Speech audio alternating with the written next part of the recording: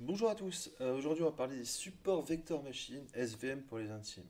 Alors la vidéo va être assez rapide parce que c'est assez simple à comprendre au final. Après, comme d'habitude, plutôt allez voir à la DAC, vous faites des tests pour expérimenter par vous-même.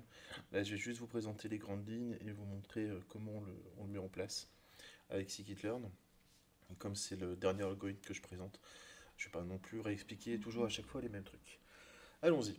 Donc, le support vector machine, qu'est-ce que c'est? C'est un algorithme de classification dont l'objectif est de trouver la droite, le plan, l'hyperplan optimal pour séparer des catégories de données. Pour bien comprendre, ici, imaginons que j'ai un dataset avec des chiens et des chats. Quelle est la droite qui sépare le mieux ces points? Toutes les droites là qui sont tracées séparent bien mes points, effectivement. Et je pourrais considérer que ce qui est au-dessus de celle-là, c'est du chat. J'ai dit que c'était des chats en haut. Et en dessous, c'est des chiens. Celle-là, ça fonctionne aussi, celle-là aussi, celle-là aussi, celle-là aussi. Enfin bref, elles fonctionnent toutes et elles correspondent toutes à ce qu'on vient de dire. Le souci, c'est que c'est un peu au pif et la marge d'erreur est assez énorme. Le SVM va trouver la droite optimale, le plan ou l'hyperplan optimal, qui permet de séparer ces catégories.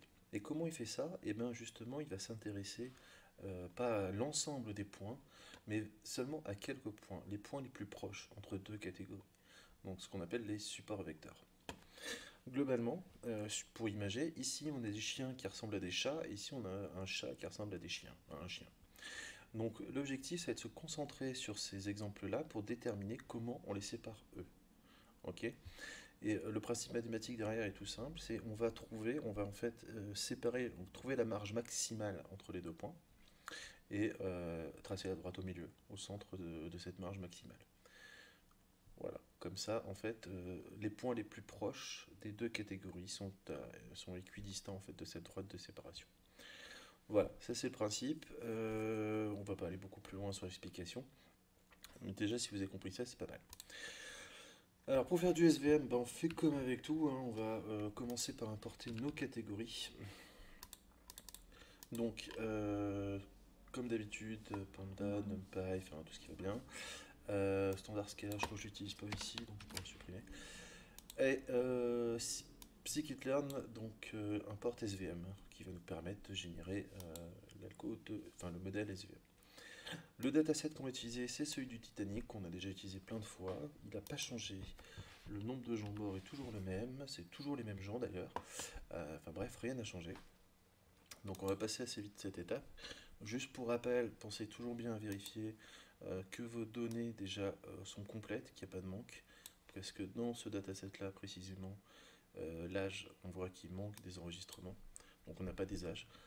Je vous rappelle, soit on supprime ces lignes, ce qui peut être gênant parfois, surtout sur un petit dataset comme celui-ci, soit on vient remplacer, ce qui est aussi gênant, vu qu'on, par définition, on va fausser les données, et on va fausser le modèle. Il faut choisir le moindre mal. Dans ce cas-là, ici, je vais venir remplacer les données par la moyenne. Donc en gros, je lui dis que dans mon dataset, tu viens me remplir tout ce qui est NA, donc tous les champs vides, par la moyenne de la colonne. Voilà. Donc ici, l'âge, ça va me remplacer tous mes âges vides par la moyenne de ma colonne âge. Ça, c'est fait. Ce qui fait qu'après, je me retrouve avec un dataset où toutes mes lignes sont remplies, toutes mes colonnes, toutes mes lignes. Donc je suis content. Par définition, je vire les colonnes qui ne servent à rien, notamment tout ce qui est non, passager ID, enfin tous ces trucs-là, quoi. Tout ce qui sert à rien, je le vire. Parce que ça sert à rien de donner des modèles, enfin des données à un modèle, surtout si on ne s'en sert pas, et surtout si elles peuvent prêter à confusion. Une variable comme le passenger ID est forcément unique, c'est-à-dire que chaque passager aura un numéro de passager qui lui est propre, et ça n'a aucune incidence, que l'on soit le passager 495 ou le 512, ça change rien. C'est comme si je vous disais que, je reprends tout le temps la même blague pardon, mais que votre numéro de sécurité sociale va déterminer si vous avez un cancer ou pas. C'est complètement débile et ça l'est toujours tout autant ici. Donc une fois qu'on a viré toutes les colonnes qui ne nous servent à rien, on se retrouve avec beaucoup moins de données, hein. Encore une colonne problématique qui est celle du sexe. Pourquoi? Parce qu'elle est catégorique, c'est du texte. Donc on va venir remplacer les informations par des 0 et 1. Donc 1 si c'est une femme et 0 si c'est un homme. Voilà. Maintenant on a un dataset qui est propre. Alors c'est exactement les mêmes transformations que je fais toujours, hein. Alors c'est pas forcément les seuls à faire, attention. Ici je fais ça pour aller vite. Et vraiment pour expliquer les gros principes.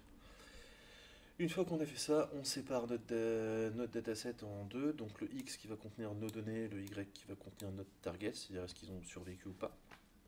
D'accord. Donc on a deux tableaux séparés. Enfin, on a un tableau et un vecteur.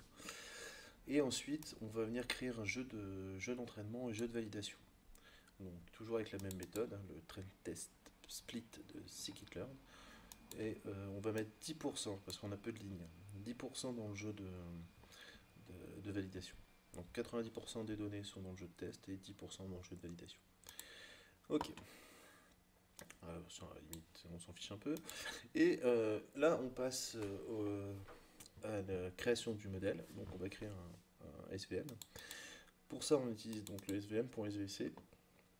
Même chose, au niveau des kernels, il y en a plusieurs. Ici, on va utiliser le kernel linéaire, mais il y a un gaussien pardon, en français. Il y a un gaussien, il y a un polynomial, enfin il y en a plusieurs. Je vous invite à lire la doc, à essayer de comprendre, à faire des tests et à voir. Et ici, on a en gros tous les hyperparamètres qu'on peut optimiser sur notre modèle. Même chose, je vous invite à aller voir la doc et à essayer de bien comprendre. Et utiliser après des fonctions comme Grid Search CV pour créer plusieurs modèles, regarder lequel est le meilleur résultat, quels sont les hyperparamètres qui sont vraiment importants.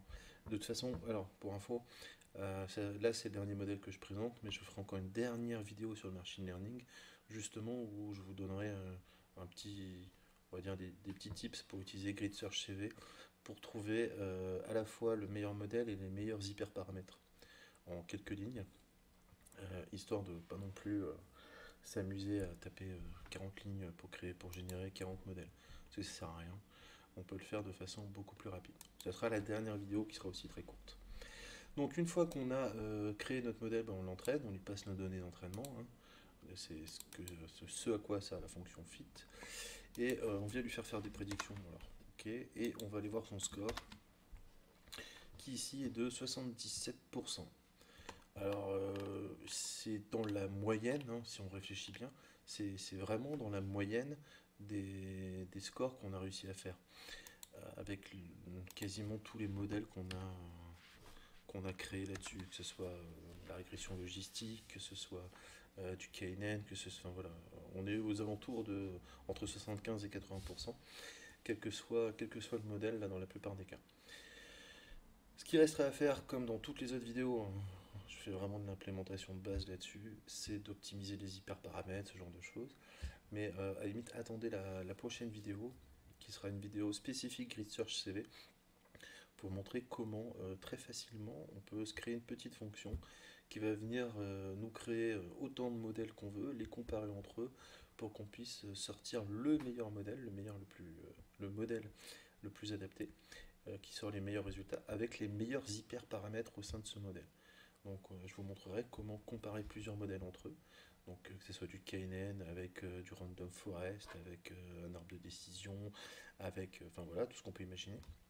Et à l'intérieur, optimiser les hyperparamètres pour vraiment sortir un modèle hyper performant, enfin le plus performant possible, euh, sur, sur un jeu de données particulier. Voilà, c'est tout pour aujourd'hui. La prochaine vidéo arrivera, je pense, assez vite parce qu'elle n'est pas très très compliquée à faire. Merci à tous et à bientôt.